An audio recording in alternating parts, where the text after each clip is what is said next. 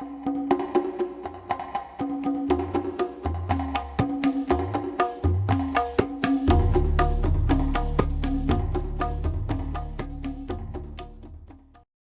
thank you for coming. So this is the Dance of Souls, the relationship revolution. And I just want you to know that there's good news and bad news. Which one first, the good news or the bad news? There is no. The good news is we are loved. We are loved. Coming closer in here. Our beloved. This is about becoming beloved through understanding this is a conscious, loving universe. So it's a lot of work to come to understand a new construct of the nature of the universe that we're going to be presenting as a foundation for this work. And the bad news is, it's a lot of work to come into alignment with our soul's journey, come into alignment and self-love and self-acceptance is a lifetime of work. And it's the work we came here to do, our soul came here to do. So it's what's up. It's what our life is about and what we came here to learn to love ourselves. And through our relationships, our challenging relationships are what have brought us into seeing aspects of ourselves we don't love yet. That's what this workshop is all about. So we have been in the Dance of Souls for 16 years, Andrew and I, and it's quite a ride, I'll tell you that. And it's been a lifelong journey for me. This is what I've perceived through my life of dancing with my father, my ex-husband, this partner. We've all got patterns and repeated behaviors in our lives. Really? I think so. So that's what we're going to have a look at. And I'll tell you something. It's something our soul wants desperately, and our ego-created self doesn't want to have anything to do with. So this is about engaging and making our ego-created self feel safe in this process, where there's no shame, there's no blame. It has to do with the work we came here to do. So, oh, we don't have the book. Oh, better get the book. Yeah. So By the way, talk about the book. in case anybody doesn't know, we have a book. It's called The Trust Frequency. The subtitle is the 10 Assumptions for a New Paradigm. Here it is. And Here it is. This is the book. And this workshop today is it's a what would you say? Remember I wanted to call it, Yes. I wanted to call It's this. a relationship. It's the relationship application of the trust frequency. I think that's maybe the best way to put it. So we're actually here today to talk about our relationships, our intimate relationships with our wives and husbands and children and so on, our relationship with ourselves, our relationship with the universe, our relationships with our fellow human beings, might be our boss. Especially, as Connie likes to say, those you can't easily get away from. And so it's those relationships. It's easy to have relatively easy to have a shallow relationship that doesn't have any, if you never see them again, doesn't matter. But if it's your daughter, in my case, sheesh. Yeah, and it actually can be the person in the grocery line that triggers you, that says something that is a repeated behavior. It actually doesn't have to be just the intimate relationship. The intimate relationship is where we really get to do the work. But it can be, just how somebody, because our soul actually asks for certain behavior. We'll go over that. It can be any relationship, any brief relationship. Oh my God. she just said, she just bumped me out of the line, and everybody does that.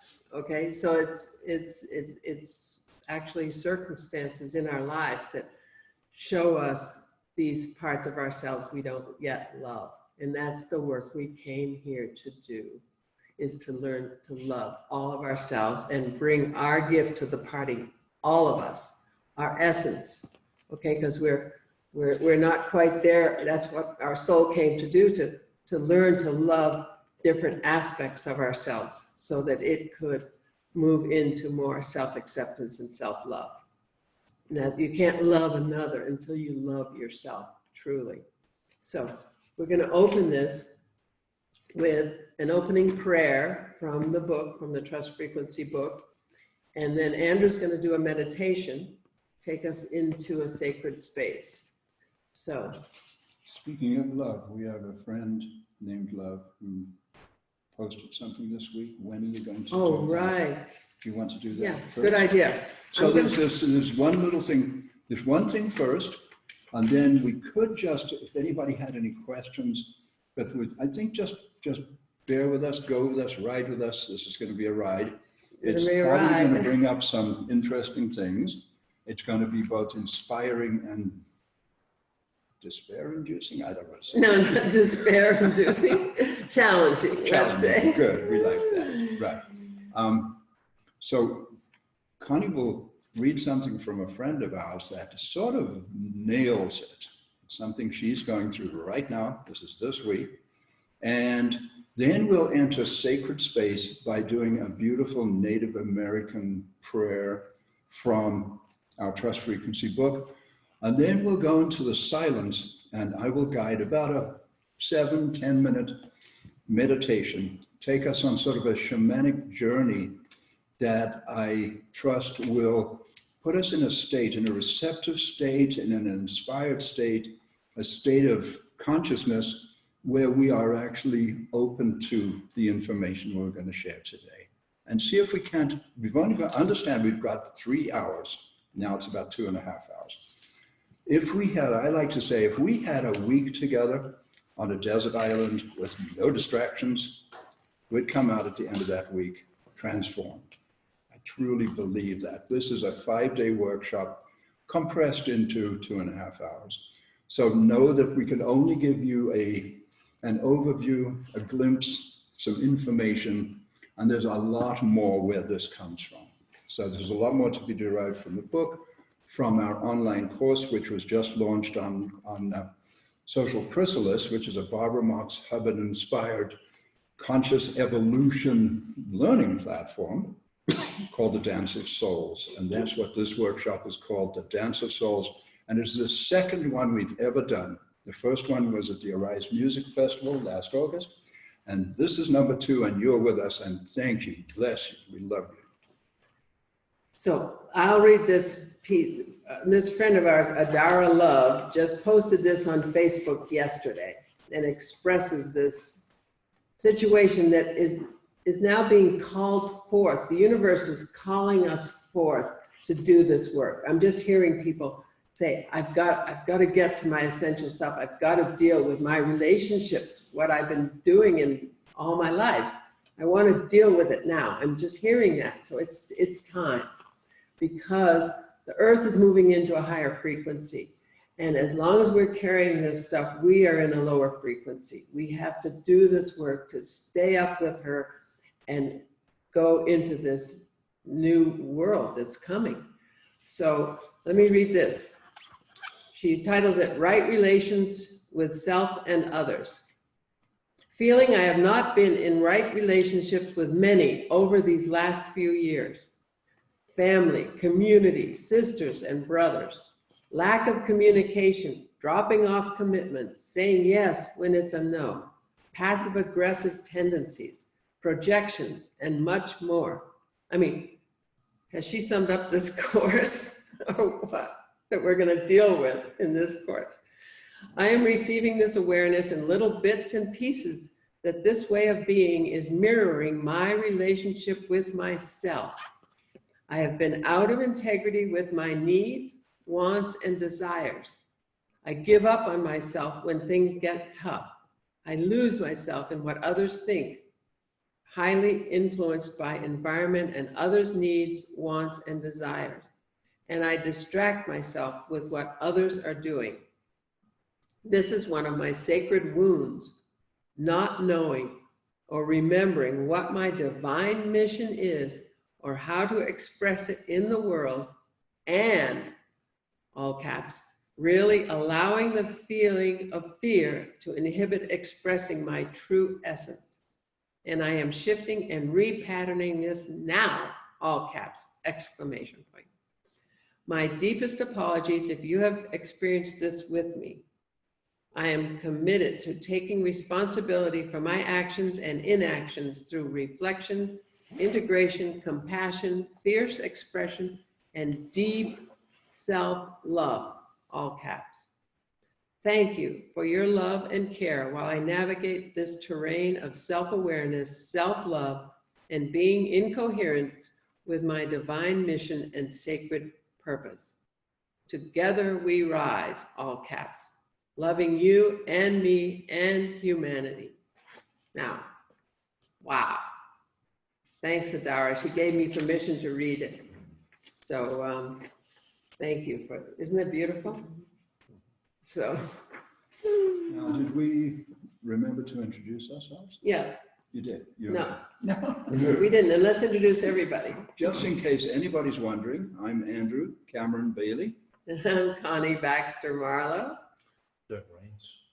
Karen Gable. Rita Marsh, Artis Hoffman. And you can, if you Zoom, Yeah, unmute yourself. you can unmute yourselves and just say your names and Where you're calling in from. Where you're calling in from, right? And we're in Aspen, Colorado, in the valley, just down from Aspen.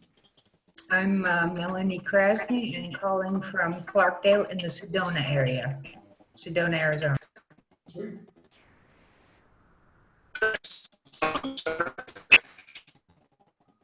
Can you turn it up?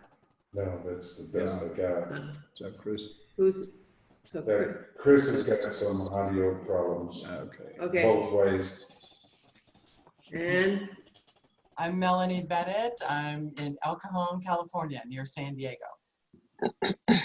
welcome. Melanie. Yeah. Oh, sheesh. I'm David Lynn. And Katrina is And why. Katrina, yeah. I'm David. Sunrise Katrina. Ranch, Loveland, Colorado. Rebecca. I'm Rebecca Schaefer from Sunrise Ranch, Yay. Loveland, Colorado. Yeah. So welcome, you guys. Thanks for coming aboard. These are all friends of ours from hither, thither, and yon. For those that don't know, we are based at Sunrise Ranch in Loveland, Colorado. It's our home base, and our other beloved place is right here in this valley. Right here. Yeah. All right. In the Roaring Fork Valley. So we are going to enter sacred space, and we're going to do that by reading this beautiful Native American prayer. And then we'll enter the silence in sacred space, and I will guide us on a bit of a, as I said earlier, a bit of a, shall we call it a shamanic journey. It's just going to be an exploration of our consciousness. All right, are we ready? Yeah. Okay. Grandfather, creator of all that exists, with this sacred pipe, hear my prayer. As the new day dawns, let all people begin anew to walk the good red road of life. May we forget our differences. May we remember our likenesses. Let us hear what we have not heard. Let us see what we have not seen. It is the spark of the universe, the oneness of all life. In such a way, may we be blessed, blessed in a sacred manner. Wayne Eagleboy.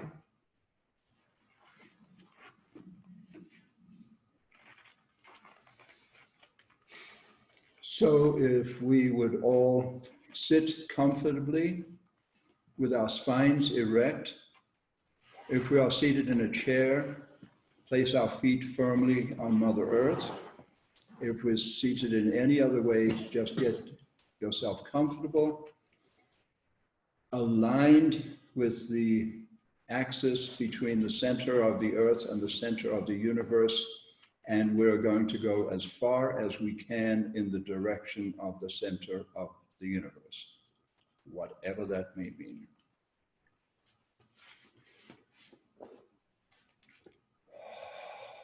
So take a deep cleansing breath. Hold it at the top just a little. And exhale with a sound, anything that comes out.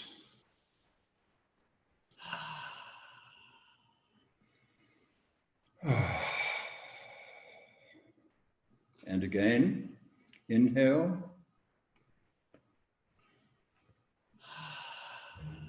And exhale. And one more time. Inhale. And let it go, and let everything go as you exhale.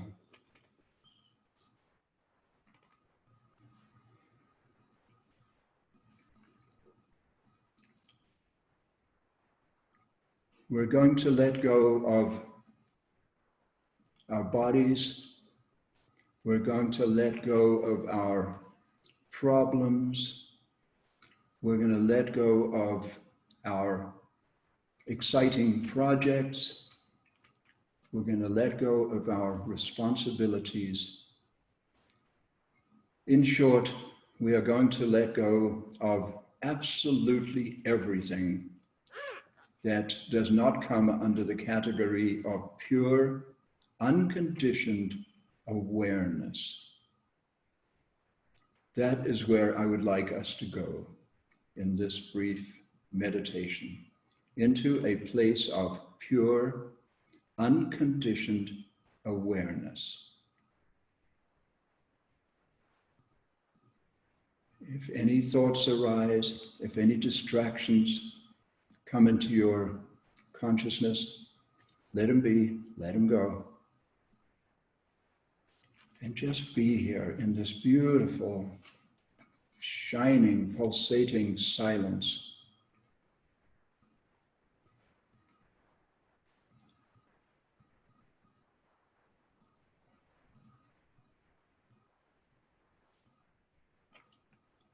And see how that feels. Or feel how that feels. Let's let go of that left brain, intellectual side of ourselves, and let's be purely in the feeling center of our hearts.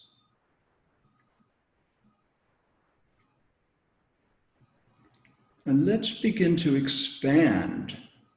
Let's become aware of our individual auras, which is an roughly egg-shaped, elliptical shape that surrounds us and extends out as far as perhaps 6 feet in all directions. Just see how that feels.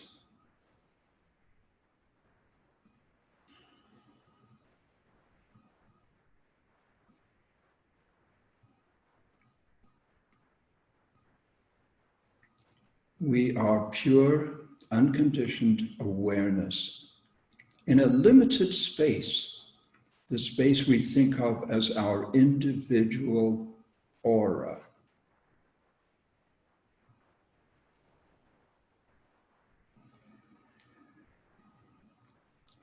And on your next in-breath, let's expand that aura to fill the room you are sitting in. If there are any people in that room, include them. If they are on this journey with us, let's do this together. let us expand until we completely fill the room we are in. In this particular case, it is the round room at the 3rd Street Center in Carbondale, Colorado, a very beautiful sacred space. In the case of our brothers and sisters at Sunrise Ranch, wherever you are on the ranch, expand until you include the entire ranch.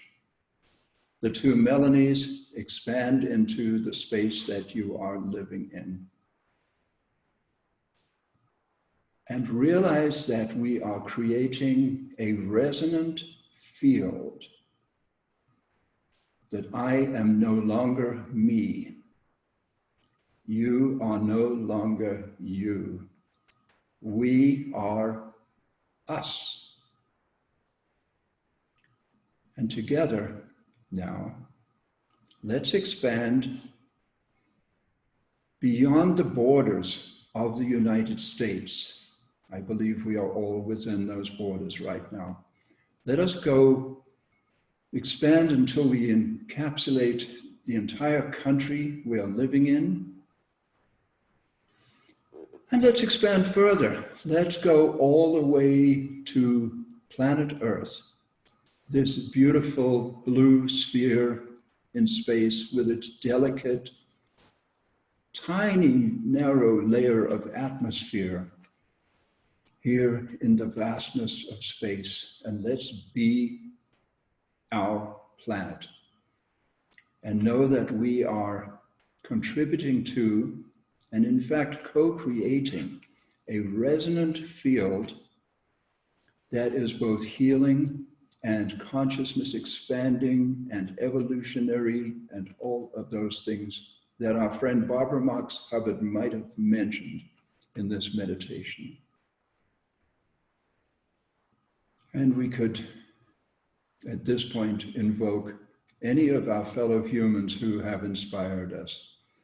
That might be Jesus or Buddha or Ramana Maharshi or Muji or anyone who has been a teacher, a spiritual inspiration, a beloved. We are planet Earth, and every sentient being, every living creature on planet Earth, and we are a single, undivided consciousness. Let's sit and feel that one for a little.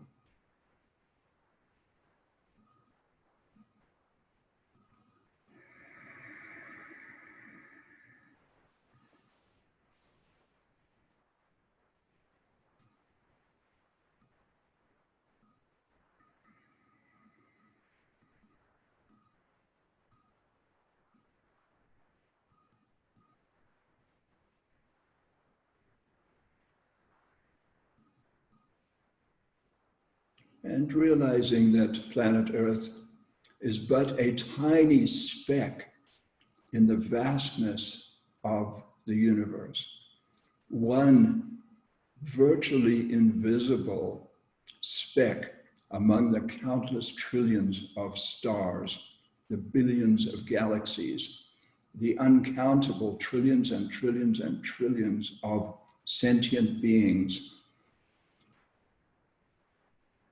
of which we are a part, to which we are connected. Let us expand, just like a balloon. We're on the surface of a giant, beautiful, spirit balloon that is expanding, is being blown up. And now we are the size of our entire solar system. I'm going to drop the word us because there's no more us. There's only one. That one I'm going to refer to as me or I.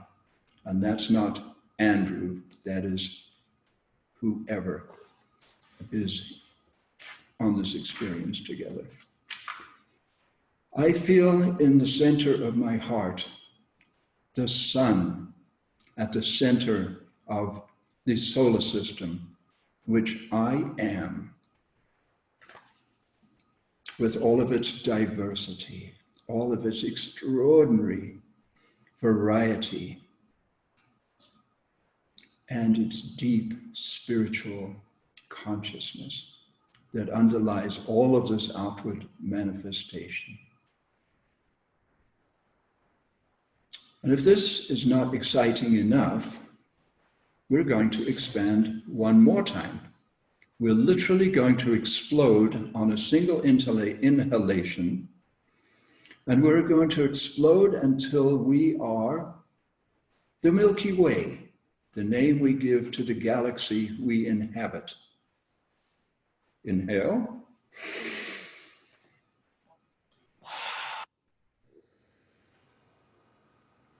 Ah, here we are. We are the Milky Way. Now my heart is the black hole at the center of what we call the Milky Way. We are a huge, extraordinary manifestation of the primordial consciousness of the universe. How does that feel?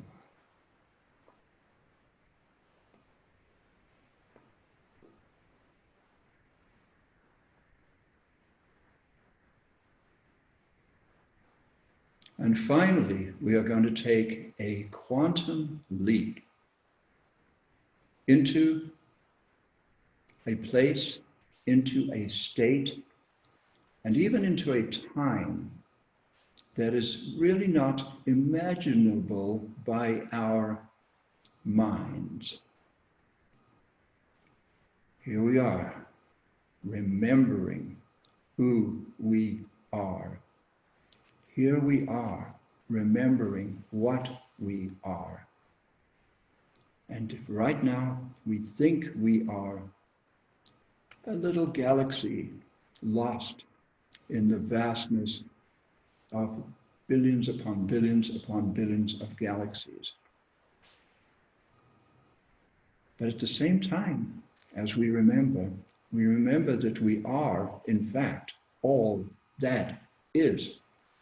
We are not limited to this little galaxy, beautiful and huge as it may seem.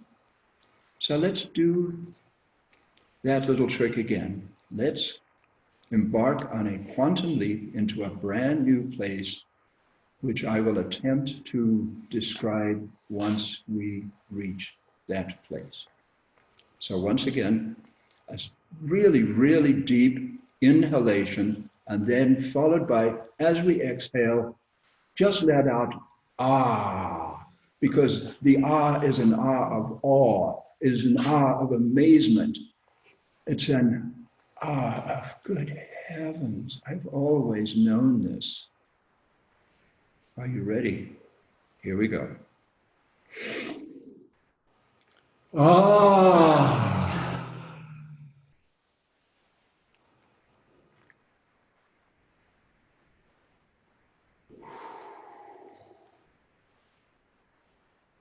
Where are we? When are we? Who are we? We've just traveled back in time 13.7 billion years to the time before time. Where are we? We are in that place before the Big Bang, in that place before creation, in that place before the manifestation of the entire material reality. We are in the place of pure potential. We are in the place of the implicate order that has yet to manifest anything whatsoever. We are in the time, before space, in the primordial consciousness that existed before anything came into being. And in this place, we have discovered What is real? If we stay here, the longer we stay here, the more likely we are to remember, the more likely we are to realize that this is real, because it is beyond time. It is permanent. It was here before the universe began. It will be here after the universe ended. We are now. And I'm not going to say we are in a state of pure, unconditioned awareness, because in fact we are pure, unconditioned awareness. Let us sit in the amazement of that fact for a minute.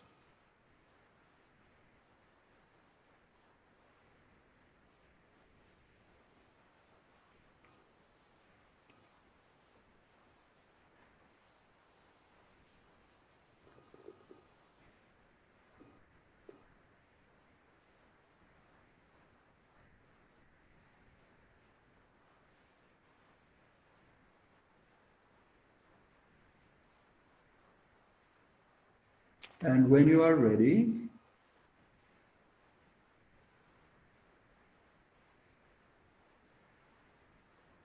breathe gently in and out, and become aware of that breathing. Become aware that you are breathing within a human body on a planet that was created as a result of that place, of that consciousness you have just remembered, that place where you have always been, that place where you can return any time you like. It takes 1 nanosecond to get back there. And you can be driving, just don't forget where you are if you're driving. But the fact is, a single in-breath can take you there. So feel that breath coming in and out. Feel the beauty of it. Feel the peace of it. Feel the comfort of it. Feel the safety of it. Know that you are part of that extraordinary, conscious, loving universe that you have just rocked, if you know that term, that you have just experienced at the depth of your soul, at the depth of your consciousness. And when you're ready, come quietly back into your body. Keep your eyes closed just for a few more seconds.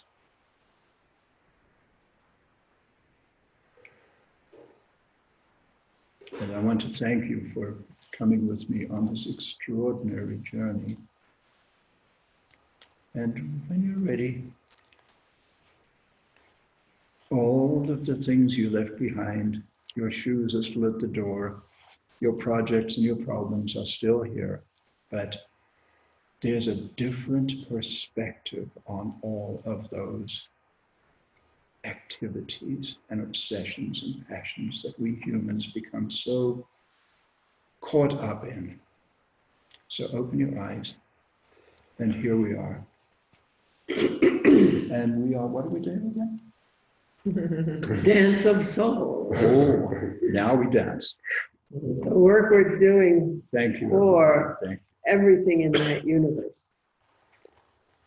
That's how key it is. I believe that we're in human form. We were given this 3D set of circumstances of separation, fear, and these wounds we came to get, and these relationships we came to have, to resolve this and transmute it and come into self-love and alignment with our divinity for all of creation.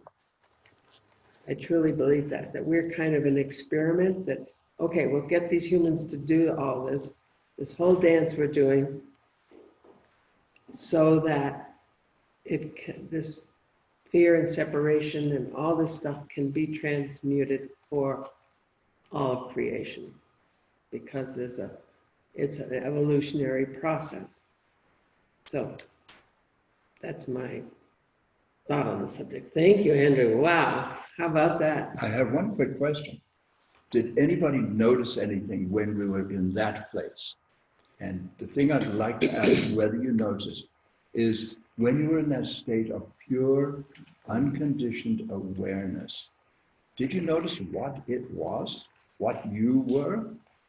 And can you put one word to that? Anybody? Nothing. What? Nothing. Nothing. Nothing. Nothing, no thing. Okay, thank you, Melanie. Peace, Peace, Anybody else? space. I felt like just space. space. Similar to Christopher that. trying to say something. Christopher, sorry, go ahead, Chris. I can't see, I can't. Would you write it on a piece of paper and have a runner should come on over? I can't hear. His whole system. Yeah, Chris, your system, we're not hearing you well. Because- We can hear a sort of crunchy sound. Can you Put it in the chat. Can you sign it? Yeah, he can go in the chat and write it. Okay, there you go. In the chat. By the way, this is our very, very, very first ever attempt at a Zoom and live. Anybody else have a thought, a feeling for what it felt Light. like out there? Christopher says light. Light, thank you, Chris. That is good. For me, it's love. And that's what our whole premise in our book is, that it is unconditional love. And may I say my word? Yes. My word is the same as her word. It is love. Because when we are there, it is love. I am love. We are love. There is nothing else. The energy of the universe, the consciousness of the universe, the best word for it is, in fact, love, with a big capital L. For us. Not the love of holding hands, not how I feel about my grandchild, but love, which is the. I literally, if you read the book, you'll see the description of love. We literally call it a quantum force, a subatomic, a scientific term. It is that which creates and sustains everything that is. That's where we just went. That's what I would like us to share and experience. And all of these beautiful other words were absolutely wonderful, but they're all facets of love, aren't they? Love is this huge diamond with an infinite number of glorious, what do you call them, facets in the diamond, the way they're cut, right? So Yeah, love. that was beautiful. Yeah? Yeah, thank you. Thank you. You haven't been there before, have you? No. Wow. So one thing we want to ask everyone as we proceed, because we're going to present some assumptions about the nature of the universe that may be challenging to some, may not be. But we want to ask, how open to change do you folks feel? Are you resistant to change? Are you open to change? I'm getting some no's, I'm getting some yeses. Because this has to do with deep foundational shifts on our understanding of the nature of the universe and our place in it. So anybody want to offer how they feel about change? Because you got to be up for it, for this. If you're workshop. really open to change, raise your left hand. If it's easy for you to change your mind, change your consciousness, got some change your changes. opinions. Wow, Okay. I knew it. We've got a How bunch about- of how about enlightened you guys? folks here. Yes. Yeah. Open. Yeah, We're here. All right. Yeah, you're here. really, that is the key. You are here. You wouldn't have come if you weren't at least open to the possibility. Yeah. That's the reason we do these experiences together. Because what we're going to talk about is the power of assumptions, how our assumptions, what's an assumption? An assumption is a belief that we take to be true without any proof. That's an assumption. Okay, I assume, well, some proof. I assume this chair will hold my weight, so I sit down in this proof in the pudding, right? Here I am. But many of our most important, most fundamental assumptions came to us as little people. I was 2 or 4 years old when my daddy smacked me for doing something I didn't even know was bad, or I may have known that. But my dad said, "You little shit." And now I'm 70 years old, and I still think I'm a little shit, because those things that are powerful, profound experiences in childhood go inside, they go unconscious, they go subconscious. And by doing so, they gain enormous power. So have any of you ever seen a grown adult behaving like a 5-year-old on television this week or on Twitter? Just a question. So what's going on? See, we have these fellow human beings which we must include ourselves. We are not separate. We're part of this whole phenomenon called humanity. And we look out there and we read the news and so on, and we go, wait a minute. What's going on? And are those people who are really working on their consciousness? So the set of assumptions that determines the way we see the world, that determines our worldview, is what this book is about. It is about, and we identified 10 pretty fundamental beliefs, core beliefs, that we said, what if we took these core beliefs and turned them on their heads and gave the absolute 180-degree opposite statement? Like, if I think I'm a little shit, what if I'm actually a divine, incredible, majestic being? Let's split that one. And starting with the universe. I'm a science guy. I was raised and trained to believe that the universe is some giant clockwork mechanical system with all these laws, Newtonian laws, and now through quantum science, we're learning something different. So that's a part of this work, is to realize that just in this last 100 years, from 1920 to 2020, has been the period during which we humans understood something about the universe that's radically different from anything anyone had ever understood before, with a number of exceptions. The ancient Vedic rishis in India, 5,000 and 6,000 years ago, knew this. The indigenous people throughout history knew this. The shamanic people go down to the Amazon, go sit with some of those people there, and come back and tell me what they know. And they know what Western science and science in general is now learning, doing these experiments with, which is kind of useful. It's interesting. There's some very interesting new realizations happening right now. But the two things that quantum science, and I'm just going to mention it, the two things that quantum science taught us literally 100 years ago are this. One is we're all totally connected. We are all absolutely connected. So that meditation we just did was that, put into practice. We went to that place where we are one, where we are all completely connected. The whole idea of separation is kind of an odd one when you're back at that unseparated, pre-created place.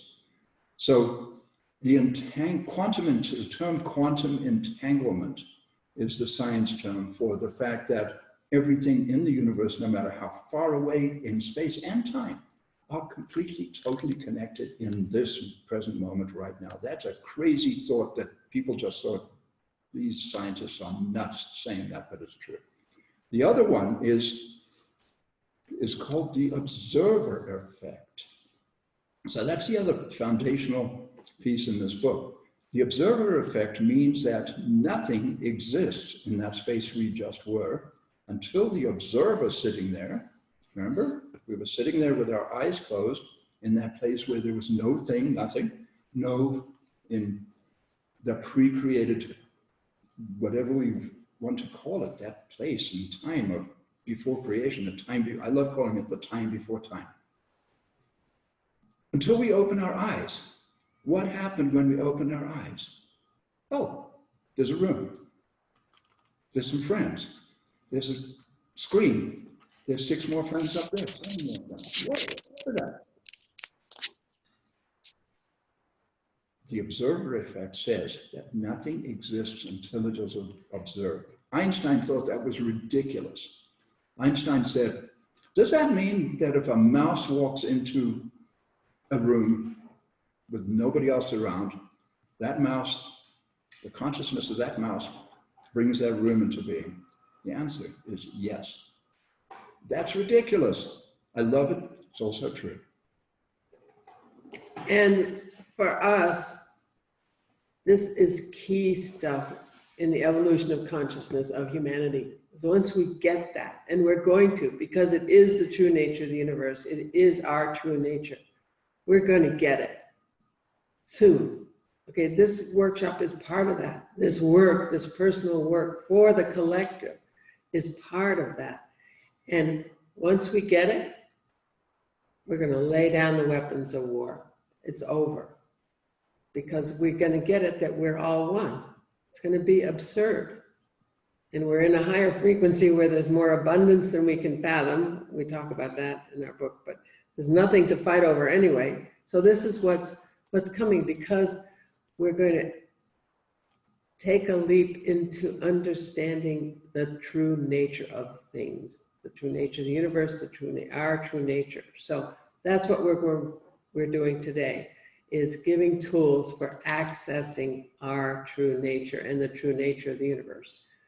And I just beg you, once you go through this process, if you take some time, once this little workshop is over, we've got some handouts, take some time to really take this in and live it. And that's the tools we're bringing. So let's get on with it. And everybody on Zoom, the handouts will have to come by email, and we can do that, okay? We can get that by email. So just to sum up what we've done so far, we've made this very strong statement that our assumptions, our most fundamental assumptions, may actually be erroneous.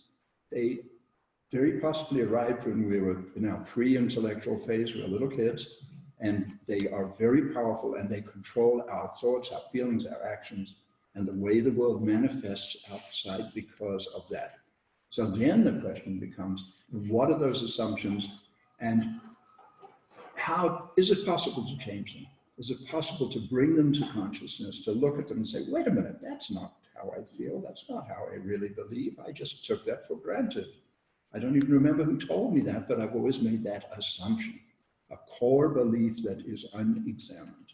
So it's about examining assumptions. So I think we're going to now talk about a few profound fundamental assumptions that we are offering as, and you may already be there. And if you are, that's wonderful, that's a step on. If not, some of these ideas can be challenging to some people. And it's about aligning, our hearts may know this, and our minds sabotage our own knowing. Because, oh, I have to live in the real world, I have to do this, I have to do that. So what we're giving is tools for aligning the heart and the mind, so that the mind can say, okay, I trust that, I know this is true. I'm going there with my actions, with my behavior. That's key, to take it into action. So, and you may be asking yourself the question, what has this got to do with intimate relationships? What has this got to do with the dance of souls? Trust us, you'll find out. That's the bad news she was talking about. This is the fun part. yeah.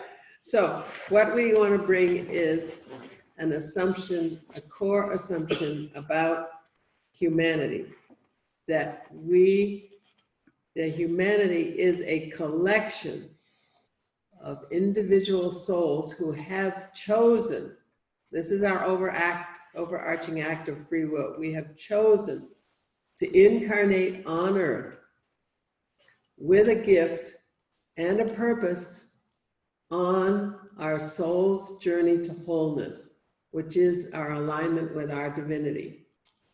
So that's key. May I restate a little bit of that? So humanity, this is a radical different take. We're just asking you to just for today, accept, if you can, accept it.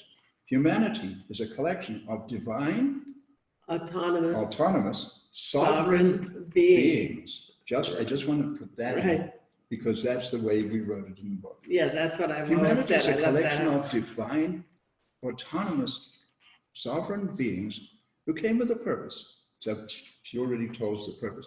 But think about that: divine, autonomous, sovereign. How many of us in our day-to-day lives feel divine? How many feel autonomous? How many of us feel sovereign? But that is the fact. That is who we are. So it's about remembering that. This is all about remembering. So, and to know that we chose to come on this journey. So this is the work we came here to do. And so as we realize that, we can take responsibility for it and not feel shame or blame or victim or perpetrator. That's where we're going to take us in this journey, so that we understand that there are no victims, there are no perpetrators, there's only the gift of love to us. Everything happens for us, not to us, and that it's the loving universe taking us on this journey to alignment with our divinity and our divine purpose. So that's key for an underlying assumption. How does everybody feel about that? Do you feel resonant with that? Everybody feel resonant? Yeah, thumbs up. I see some thumbs. Yeah. So it's just key to actually walk it. Okay, it's cool to understand it. The other thing is to walk it. So then we have just some other fundamental assumptions. Can you restate that assumption? Yeah. Humanity is? Humanity is a collection of divine, autonomous, sovereign beings who have chosen to incarnate on earth with a gift and a purpose on the soul's journey to wholeness. Okay, all of creation is awaiting that gift we promise to bring to the party. Okay, and that gift is us, all of us. Our true selves. Our true self, our essential selves. So that's what this journey, that's what these relationships that we're dealing with in this workshop is it. These relationships are showing us those parts of ourselves we don't love. Okay, so we're going to take you through that process. So that is humanity. And remember, humanity, this species on this planet, is but a tiny speck in a whole other reality, the one we just visited. So I was raised to believe that the universe was this clockwork thing. Actually, the universe is alive. It's an inconceivably gigantic, living, growing biological entity that is consciousness, that has consciousness, and puts out all these manifestations of us and the dogs and the cats and the trees and everything, right? The universe is in fact, or where do we live? Do we live in the middle of a giant mechanical system, a machine that doesn't even know we exist? Because that's the case if you take that reductionist scientific thing. We live in a universe that doesn't even know we exist. Flip that. We live in a conscious, loving universe. A conscious, loving universe. There is only love. Remember, we went there to that place. That is the overarching realization that we are each the manifestation. I'm the manifestation of the love between my mom and my dad on a certain level, right? But we are the manifestation of the loving universe in all of its amazing forms. And the universe. Okay, that sets up a paradox because we see things as not love, right? How can there be only love when we see so much and experience so much as not love? Well, we resolve that paradox with the understanding that it is unconditional love. We are loved unconditionally. We are given everything we ask for. Okay? All right, remember, we incarnated on earth. We chose to come on a journey to wholeness.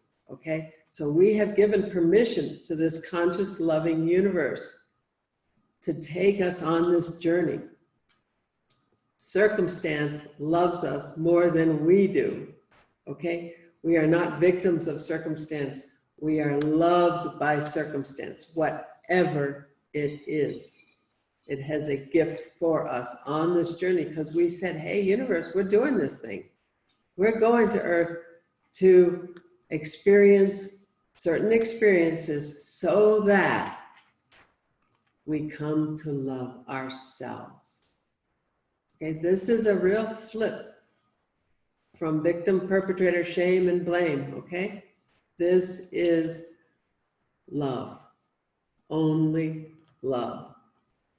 And how can we not love ourselves if we are love? If there's nothing but love, how can we not love ourselves? So this Dance of Souls workshop is really about learning to love ourselves, which at the deeper level is remembering who we are.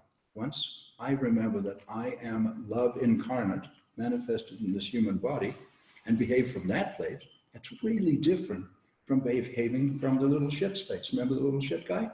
That's him, right? Could be. Every so often she looks at me and goes, we're in the Dance of Souls, you little shit. Actually, you never use the word little. Yeah, you She's never accused me of being little. Okay. What? You never accused me of being little. Anyway, yeah.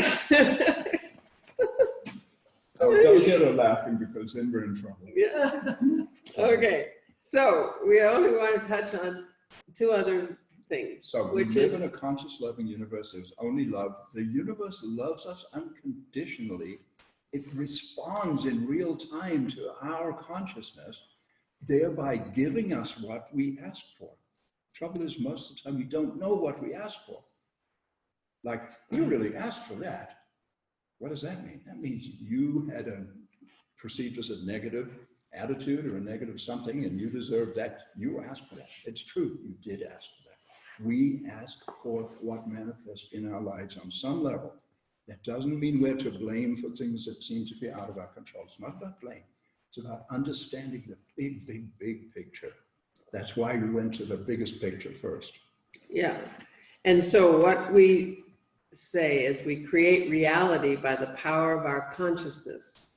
Okay? That's the third assumption. That's our third assumption in our book. We create, not even co-create, because we ultimately, there's no we, there's only I.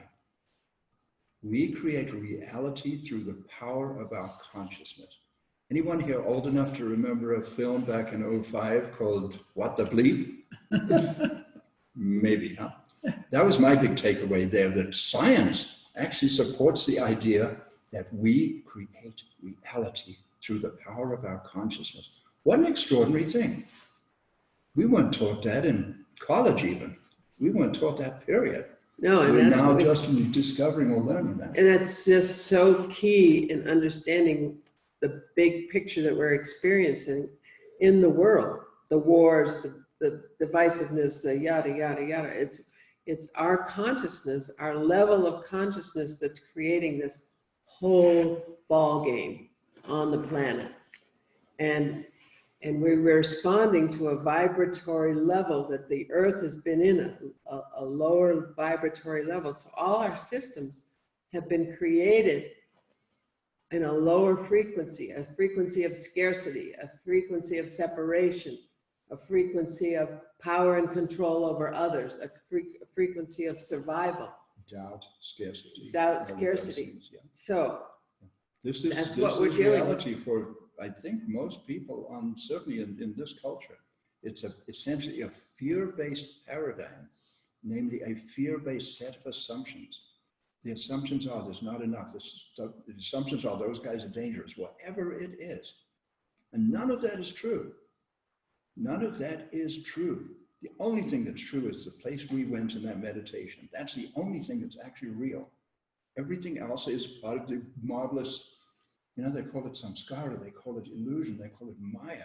The created is different from the creation, and that's different from the creator. We are, in fact, the creator, which is before all of those things. And that's a crazy, huge thing to say, but it's actually the situation we're in. And it's an incredibly wonderful situation. And so we have these 7 A's, these 7 aspects of consciousness that create our reality. So you're going to answer the question, what is consciousness? Yeah. Okay, so we said we create reality with the power of our consciousness. What does that mean? Science can't answer the question, what is consciousness? They can't do it. They never have. They say, oh, that's for the philosophers, and go talk to the Pope. Okay, and you go to the dictionary, consciousness, it says, consciousness is awareness. And then you go to awareness and it says, awareness is consciousness. Cool, right? So awareness begins with the letter A. So we have 7 aspects of consciousness. And I will say them in a sentence. We're not going to dwell on them at this point because we have other more important work to do right now with this dance of souls. But here is our 7 A's of consciousness. And we have handouts. 7 words. 7 words. Are aspects of our personal, individual, human consciousness that begin with the letter A. So we call them the 7 A's, and Connie assembled them all into a single sentence. Here you go. So here it is, the sentence. With expanded awareness, where Andrew just took us, and accurate assumptions, we choose our attitude, consciously direct our attention, align with our highest inner promptings, take committed action, and allow the loving universe to manifest beyond our wildest dreams. So that's a little. That's the 7-day workshop I was just talking about. But we can check those 7 A's all day. We can get up in the morning and say, where's my attention? Where's my awareness? What are my assumptions? What am I aligning with? What action am I taking? Am I allowing? Am I allowing? Am I You see, it's really a tool set for checking in on a regular basis. Could you say that sentence one more time, please? Yeah, the sentence one more time. The sentence one more time. Okay. Just go here. With expanded awareness and accurate assumptions, we choose our attitude, consciously direct our attention, align with our highest inner promptings, take committed action, which is the kicker, and allow the loving universe to manifest beyond our wildest dreams. Because we've gone into a higher frequency, the laws are expanded in a higher frequency. It's beyond anything we can imagine. And we can do that on an individual basis. I promise you. But we gotta do it. The action piece is the doing of it. So we're not going into that. I mean, that's all part of our trust frequency whole thing. I mean, this is all nature stuff. So we're just giving you a download to think about. However, that is an operating principle for the Dance of Souls. Yes. Yeah. Yes, it is. Yeah, it's all operating principles for this Dance of Souls. So where we're going to take this now is specifically into the Dance of Souls. Okay? Here we go. But first, are we not doing The who? Is it, The what? is it contemplation time? No, not yet. Okay. After this. Oh, okay. We're gonna Sorry. give you some time to contemplate all this. So we're going to bring this back to around to the Dance of Souls, give you a little background as a little foretaste of what it is that we're going to move into.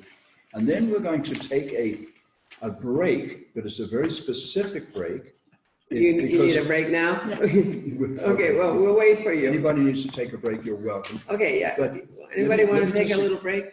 No, hang on, let me explain what, yeah, and if anybody does need to take a break, please do. But this is not the break we're about to take, is not a break. It's not go have lunch, it's not go have a chat with your friends, it's not get on your phone. It is, we're There's given another restroom. in this hour that we've already undertaken, we have presented a whole lot of really profound information. Left brain, intellectual information that needs to be contemplated and pondered and assimilated. So what we're going to ask you to do is to take 10 minutes to get up and move. You don't have to. You can sit and stay if you want to. But it's also okay to get up and walk wherever you are. And don't speak to anybody. Don't encounter anybody. Don't do anything that you need to do. If you said, oh, Don, I should have put the laundry in. Don't do that. Okay? So take this 10 minutes and ponder or contemplate the information you have received and do it from this perspective.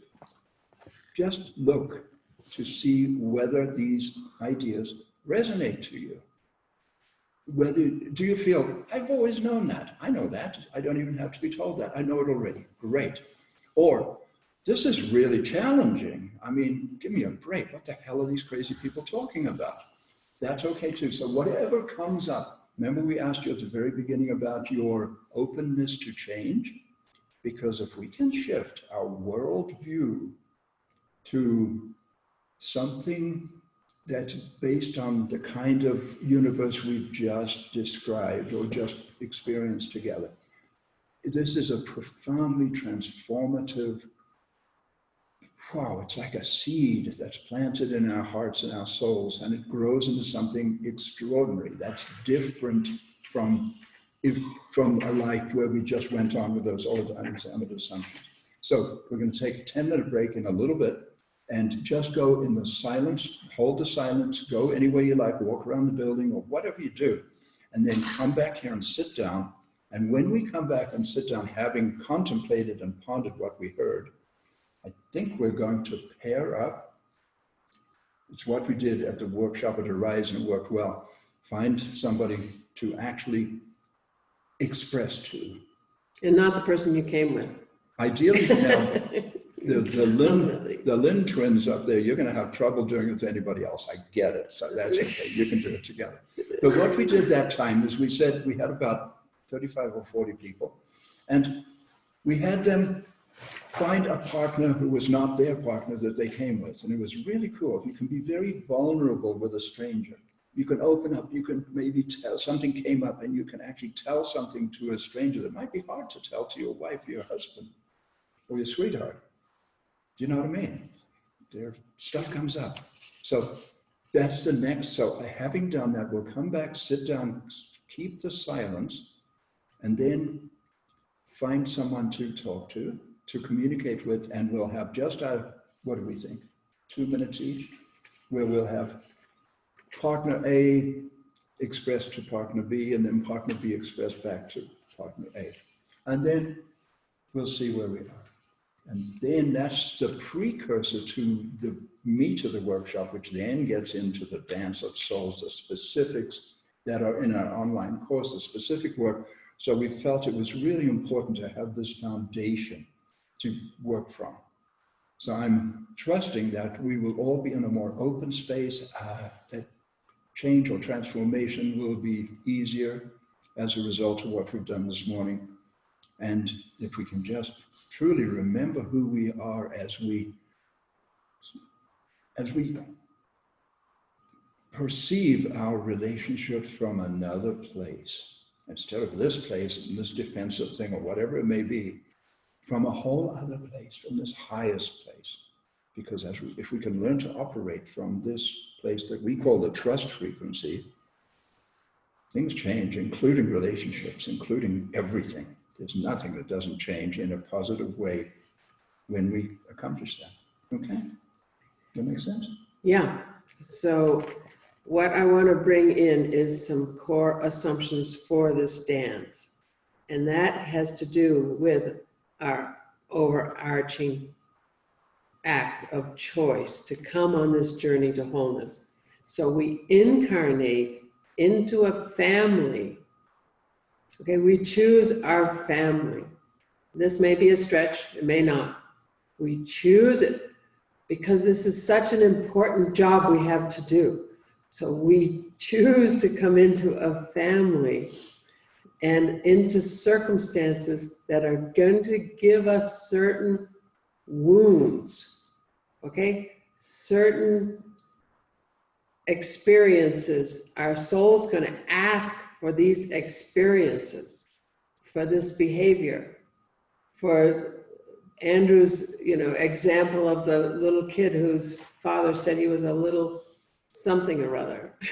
It's okay. We're not on broadcast land.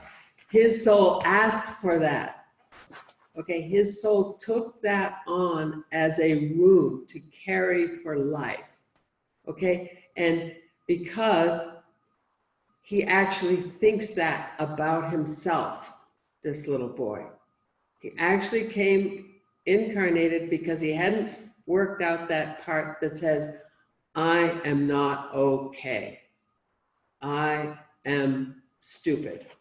I am irresponsible. I shouldn't even be here. I'm unlovable. Whatever it is, we're going to incarnate into this family and we're going to get these wounds.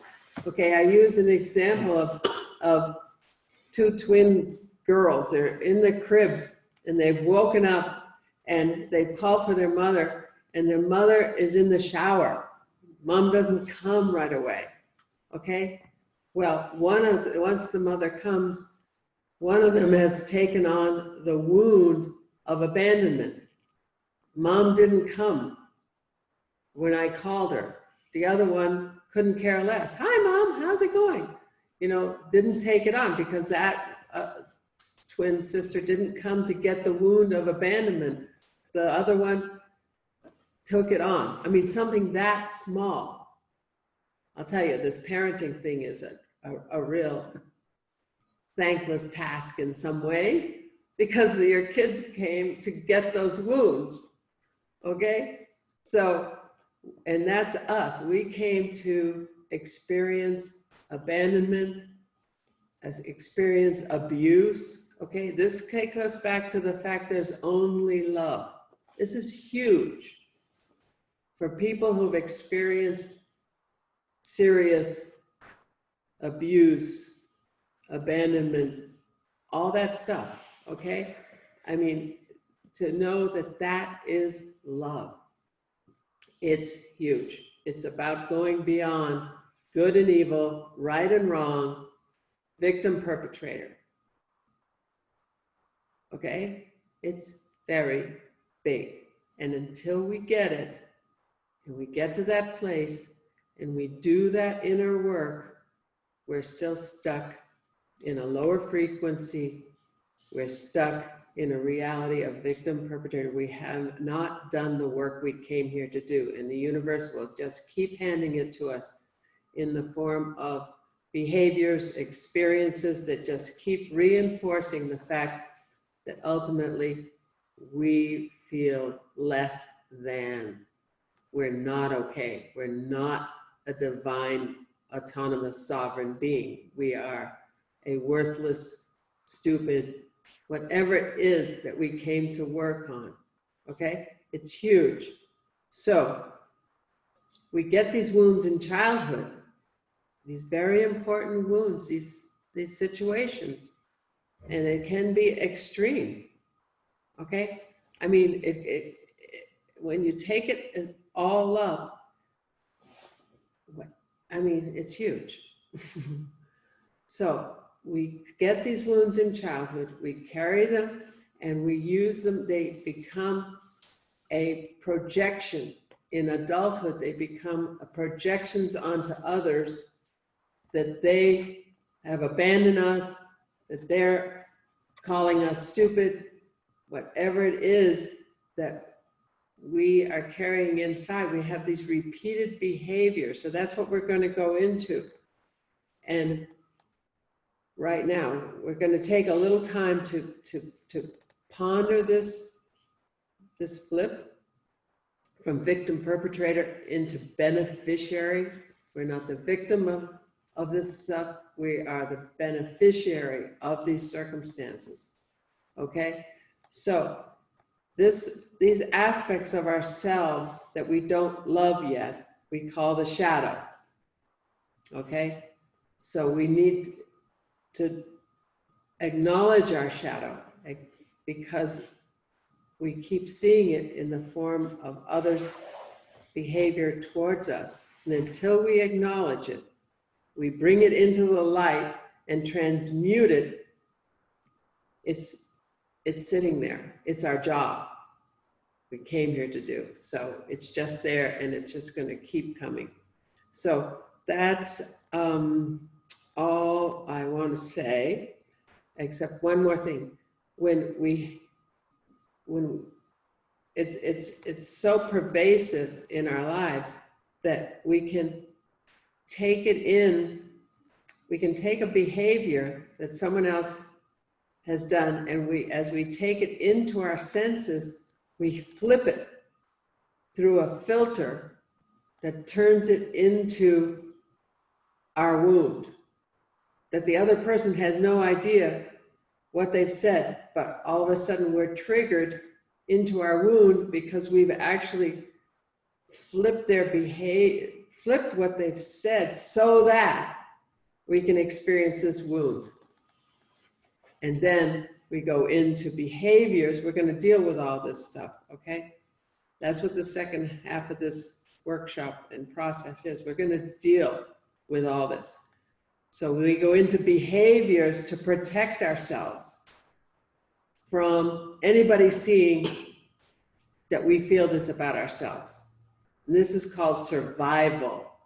And we've put these behaviors in place.